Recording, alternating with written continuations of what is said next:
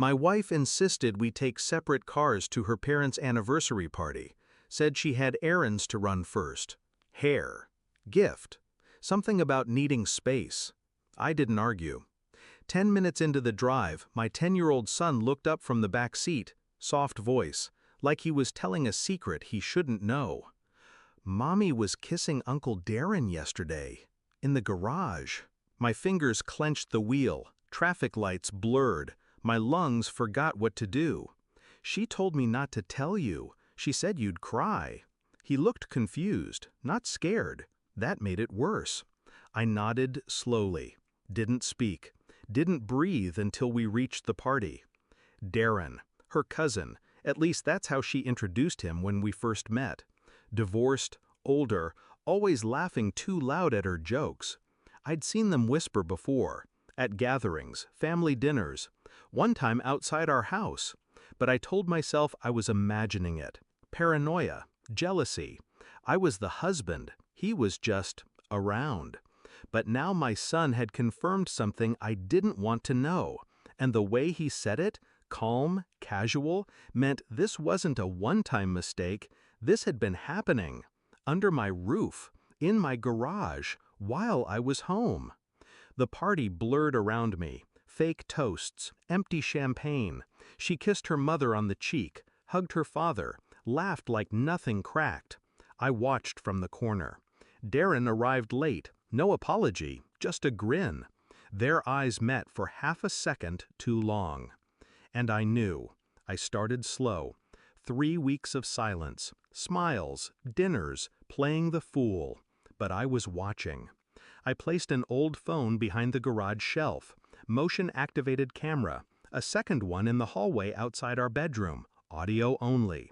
Downloaded a backup of her iCloud messages. It was empty, wiped, but her trash folder held fragments, photos deleted too fast, locations that didn't match her stories. And then there were her calls. Late at night, always after midnight, short. Work check-ins, she claimed, from a company she left 6 months ago. Darren's number was listed under a fake name, Mira HR. My hands stayed steady. Outwardly, I was the same. Kisses goodbye, notes in her lunch. I tucked our son into bed every night. But inside, I was filing each lie away like evidence in a courtroom. She didn't notice the change. That was her mistake. The garage camera caught them 2 nights before our anniversary. She was still wearing her work clothes. He had his jacket off, tie undone. Their movements were familiar, practiced. She looked alive, not the way she looked with me. The hallway mic recorded their laughter afterward. And then, "He still has no clue," she said. "I could be pregnant for all he knows." My ears rang. Pregnant? We hadn't touched in weeks. I sent the video and audio to a secure drive, burned it onto a USB, wrote nothing, said nothing. I waited. Our anniversary dinner was at a quiet restaurant. She wore red, said I looked tired, asked if I was okay. I handed her a small gift-wrapped box. She smiled, opened it. Inside was the USB. No words, no card. She blinked. "What's this?" I just stared at her. She inserted it into her phone. The screen lit up. First the footage, then the audio. I watched her expression collapse in silence. Her hand trembled. You were spying on me?" Still no emotion. I picked up my wine, sipped. "No," I said. "I was watching." She stood up, stammered something. I remained seated, eyes on the glass. Not her. "You're not pregnant," I said, "but you're done." I left the table, left her there.